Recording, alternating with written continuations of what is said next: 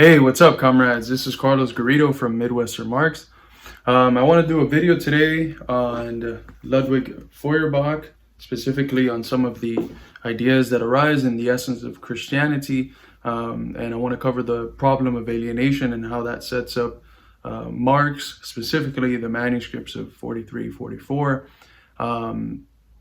because he draws a lot of influence from Feuerbach, and Feuerbach is usually a quite forgotten figure. Right now, I just finished teaching Feuerbach. That's part of the inspiration for the video. I took a picture of my board after class and I put it on Facebook, and I had a few comrades reach out like, hey, do a segment on Feuerbach. So I'm going to try to figure out how to get the picture I took inside this video. I'm not too tech savvy, but the Essence of Christianity is an important text. It comes out in 1842, so a year or two right before Marx writes the manuscripts, which of course are published posthumously. But the atmosphere of Germany at that time, specifically of academia, was dominated by the left Hegelians, of which Marx was a part of. Engels also drew tremendous influence from Feuerbach's thought. There's an article that I especially would recommend. It's before he even writes the working class, the conditions of the working class in Manchester. The article is a review of Thomas Carlyle's Past and Present, which he calls the only book worth reading from 1843. But in this article, the way that he critiques Carlyle is extremely Feuerbachian. It's almost as if it's Feuerbach writing through Engels. But they're able to dispel some of these Feuerbachian influence by the time the German ideology comes around, which again is a text that's not published until the 1930s.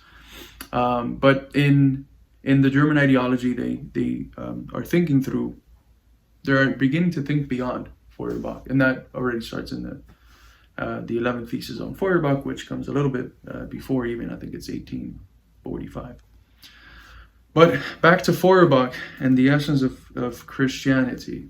It's a really good book. I recommend you to read it, especially the first few chapters. That's what I covered in class. But there's a few things that are happening in this book. First, he's asking the question of what sets us apart from other animals. And specifically, as is usually the case in philosophy, what he says is that it's consciousness. Consciousness sets us apart.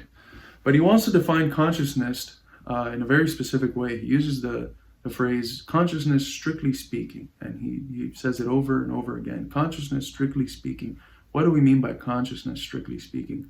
And he ends up saying that consciousness strictly speaking, what it refers to is the capacity to get one's essence, one's species essence, and make it an object of thought. So what he's thinking that makes humans unique is consciousness, and consciousness he's thinking as this ability to abstract in such a way so that the species essence, so that the essence of what it means to be human is able to become an object of thought and then is able to be reflectively analyzed. So he says that once we are able to do this through consciousness, what we find is that there are three essential characteristics to the species essence, species being, to the human essence.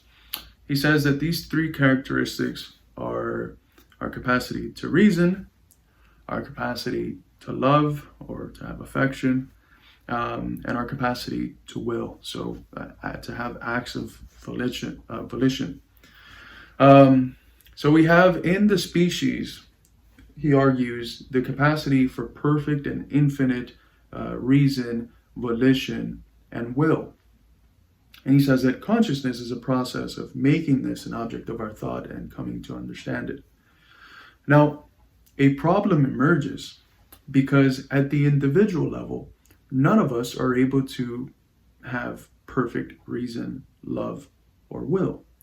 At the individual level, we find that we claim to love someone, but then in a specific instance, we fail and we're unfaithful or something, and we realize that that was a wrong way to love. I loved imperfectly. I loved finitely.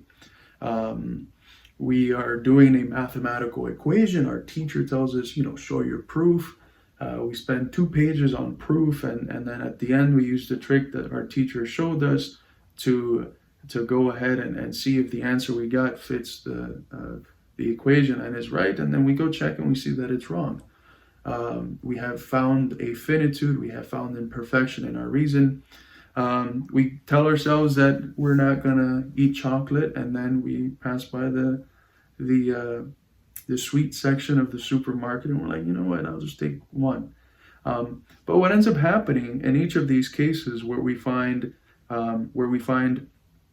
that these essential characteristics of our species essence, that we're not able to fulfill them perfectly and infinitely, what we end up at is a feeling of embarrassment, a feeling of distress, a feeling of sadness.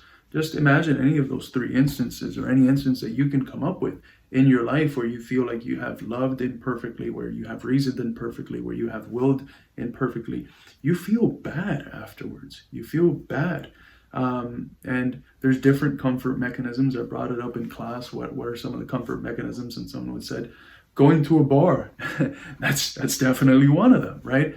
But that isn't an existentially comfortable mechanism. What Feuerbach ends up arguing is that the only thing that's really able to provide comfort when we find this imperfection in what is supposed to be our species essence is saying that everyone is like this, right? So we make the mistake in love, we make the mistake in reason, we make the mistake in will, and then we say, in order to feel better, everyone is like this. This is human nature. This is this. Everyone would have gotten the math question wrong in their first try. Everyone breaks their diet every here and there, and everyone commits unfaithful acts or doesn't go to their grandma's house on Sunday or something like that, right? Doesn't love properly. So what we end up doing then is, says Feuerbach, is we end up ascribing our individual imperfections in our capacity to love, reason, and will. We ascribe those, we project them onto the species. And the species becomes a source of imperfection. Human nature is imperfect. It's unable to reason, will, and love perfectly. It's unable to do those things. And that's a projection. That's the first move. That's the projection. But then what Feuerbach finds is that, well, how do I understand the limitation? How can I come to know that which is imperfect? How can I come to know that which is finite? For example, if I give a student an 8 and they are unhappy, part of the reason why they're unhappy is because they knew that they could have gotten a 9, they could have gotten a 10. Part of understanding limitation is understanding that there's something beyond those limits, right? So if I have a terrain and I have it fenced in, I see the fence as a limitation because I can see beyond the fence, right? So part of understanding finitude, part of understanding imperfection, part of understanding limitation is having some form of awareness that there is something beyond those limitations, imperfections, and finitudes.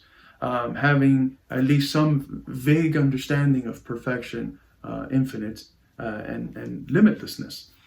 So Feuerbach argues that the individual projects his imperfections onto the species, but then somehow he still has to grapple with that capacity to envision, to have in the understanding perfect will, perfect reason, and perfect love. He doesn't see it in himself, and he has just projected those imperfections onto the species. So what does the individual do? And of course, he's describing, it's a philosophical anthropology text. So he's talking about these movements in history. So what do humans do? Well, they create the figure of God. God is created because we ascribe imperfection onto the species, which is where perfection exists. So then we have to explain perfection somewhere, and then we create this extra layer of God that we ascribe perfection to. And when we think of the Christian God, what are the essential characteristics? Well, he's all powerful. That means the ability to exert every will that comes to, he's able to exert his will perfectly. He's all loving, right? Or all good, right? Goodness is tied to love. And he's all knowing, so all reasonable. So Feuerbach sees that in the Christian religion specifically, you have the figure of God that holds the perfection of these three characteristics that are fundamentally human, and that we see ourselves participating in them imperfectly, finitely, and limitedly. So that's how God comes about. And what he sees that is as a process of alienation. That is a problem of alienation, because what we get is our own essence, which we don't possess, but which allows us to be the way that we are. We get our own essence and we alienate it. We otherize it into this other entity that we create. And not only that, this other entity then is able to dominate our lives, like was the case with religion for many, many, many years, right? Religion became a force of creating guilt, of creating a domination, of suppression. So we create this false entity. We ascribe to it our characteristics to the level of perfection. And then this otherness that we create ends up turning back and dominating us, right? The object, the conception that we have created ends up dominating its creator. For those of you aware with Marx's concept of alienation, you should start seeing how this ties into Marx. But he sees this movement, and there's a good story to describe what is essentially happening here, what is implicit in what he's saying. There's a traveler that sees an old man, and because he's an old man, he conceives of him as wise. And he goes up to the old man and he asks the old man, "Old man, do you know about God? Do you know God?" And the old man reaches in his pocket and he hands him something. When he looks at it, it's a mirror and he sees himself. So he looks for God, and what he finds is his own image. So traditionally in Christianity, you have the conception of the imago Dei, of humans being created in the image of God. What you find here with Feuerbach's anthropology is that God is created in the image of humans. We create God to our image because we have this lapse, this projection of imperfection onto the species, and then we have to project that perfection onto someone, and that someone, or to something, and that something is God, right? So we end up creating God according to our image and ascribing our image, but to a level of perfection to God. So this is a process of alienation. This inverses the imago Dei. What's special about Christianity is that God dies on the cross. And what is left? Well, what's left is the Corpus Christi, the community of Christ. And God ends up existing in community as relationships of love. God is present in the Catholic tradition, at least, in the existence of love in community. So our essence ends up coming back to us, but it only ends up coming back to us as the essence of God.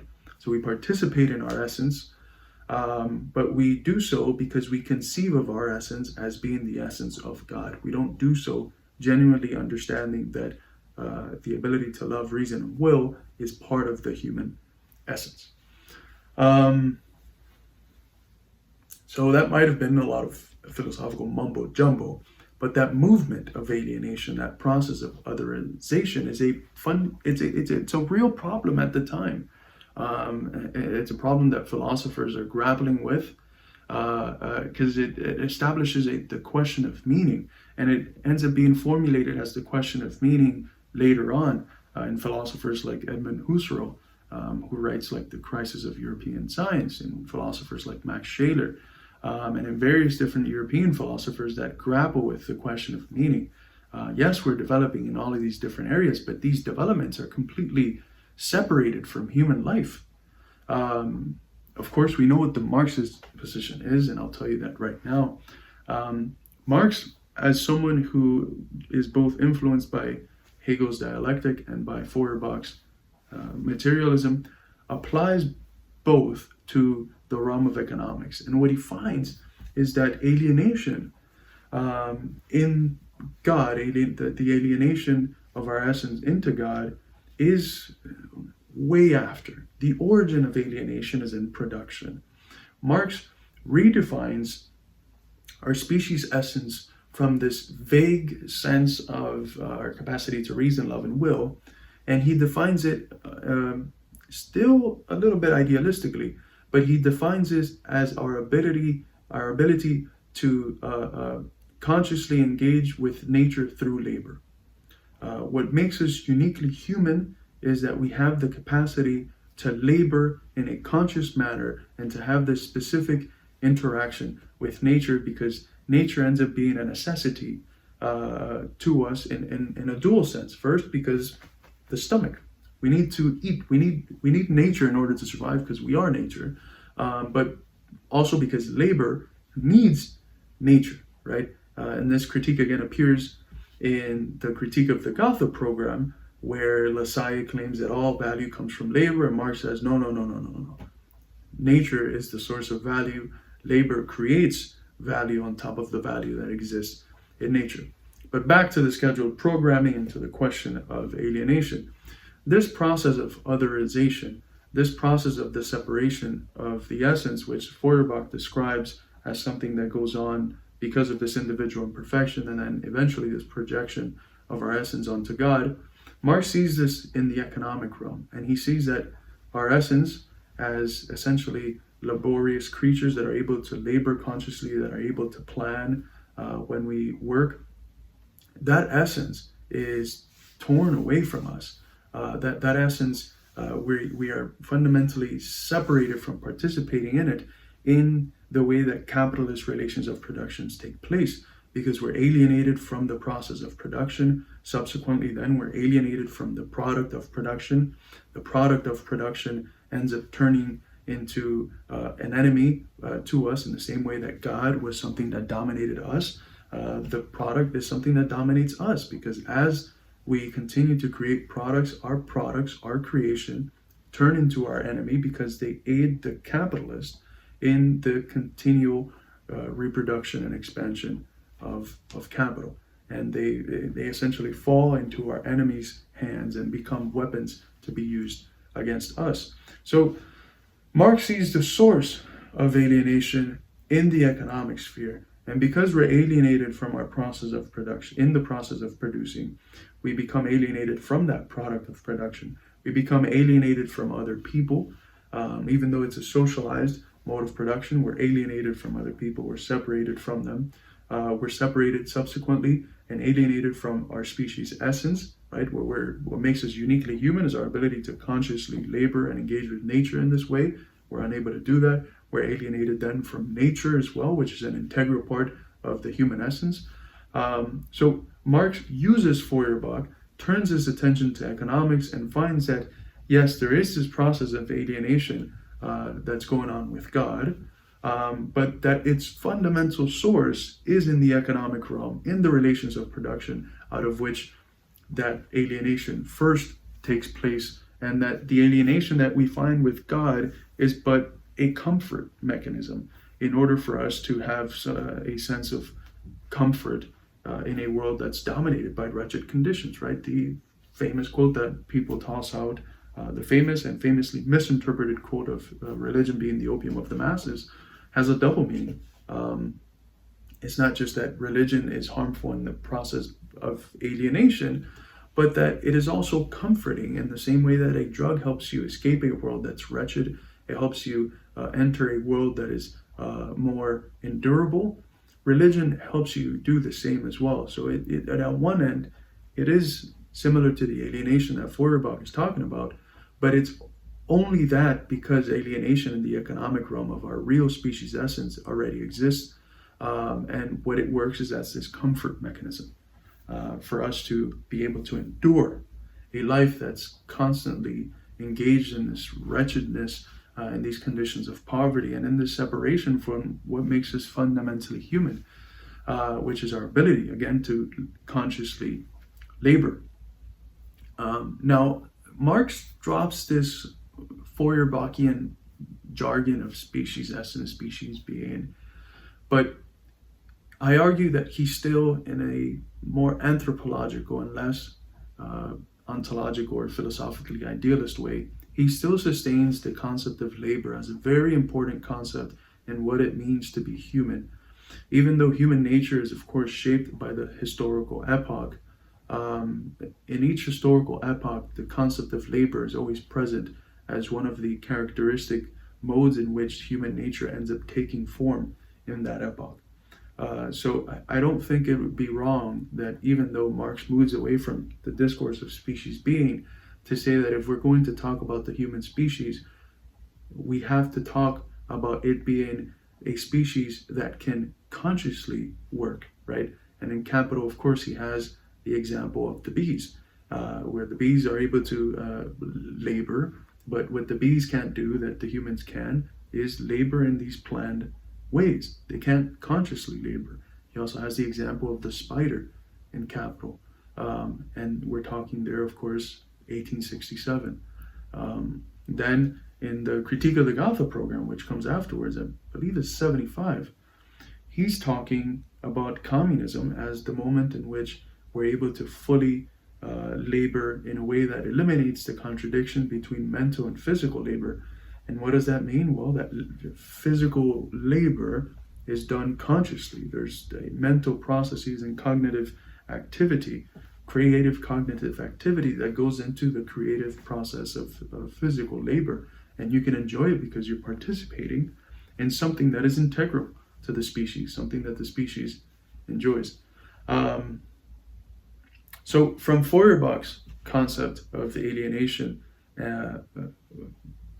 of our essence via religion and via God, Marx is able to very early on see from the problem of alienation and from the desire to solve the problem of alienation, he finds that its root is in the economic sphere. And very early on, he realizes that if he is to do anything about this problem, he cannot stay where Feuerbach stayed, which is in the realm of philosophy. He has to study economics, right? And Engels, of course, plays a tremendous role in this, because at the same time he's writing the conditions of the working class in Manchester, and he's giving Marx the facts that he needs in order to realize that we have to analyze economics, and specifically that in the proletariat we have the riddle of history, right? Philosophy is solved in the proletariat. The problems of philosophy, the problem of alienation specifically, can only be solved in the proletariat, because only the proletariat can have this capacity to overcome class society, to eliminate the relations that lead to this process of alienation in the first place, which is the questions that philosophers are grappling with. So, that's a short, freestyled development of Feuerbach, the problem of alienation, and then the influence that has on Marx. And thanks for watching. This is Carlos Garrido from Midwestern Marx.